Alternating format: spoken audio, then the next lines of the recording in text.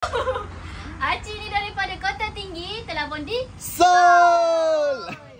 Sikit suara Acik comel. Okey Cik. Layanan kita orang okey tak Acik? Okey. Best tak Acik dekat gudang? Best lah. Best.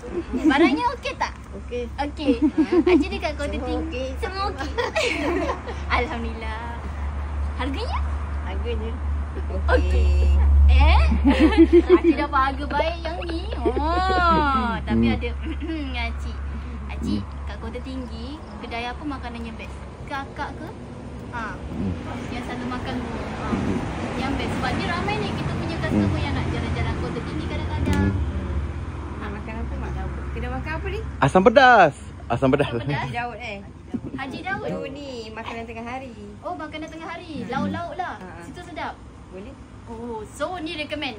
Acik nak jalan-jalan Kota Tinggi boleh pergi dekat kedai Haji Daud. So terima kasih Acik saya jual Acik dengan harga tersebut. So ni geng, Acik dari Kota Tinggi telefon di Sol. Puan, terima kasih, murah rezeki. Alright, semoga dipanjangkan umur. Amin. Alright, datang lagi, jumpa kita orang lagi. Terima kasih. Assalamualaikum. Kurang tak silap saya minta maaf tau Acik.